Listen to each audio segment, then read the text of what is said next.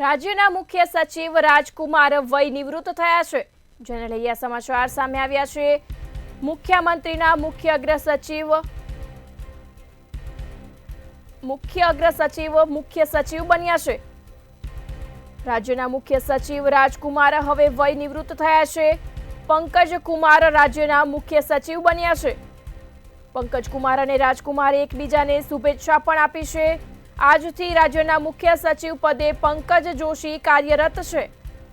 પંકજ જોશીએ મુખ્ય સચિવ તરીકેની જવાબદારી સંભાળી છે। રાજ્યના મુખ્ય સચિવ રાજકુમાર હવે વય નિવૃત્ત થયા છે। રાજ્યના મુખ્ય સચિવ રાજકુમાર નિવૃત્ત થતાં જ પંકજ કુમાર મુખ્ય સચિવ બન્યા છે। પંકજ કુમાર અને રાજકુમારે એકબીજાને શુભેચ્છા પણ આપી છે। આજથી રાજ્યના મુખ્ય સચિવ પદે પંકજ જોશી કાર્યરત રહેશે।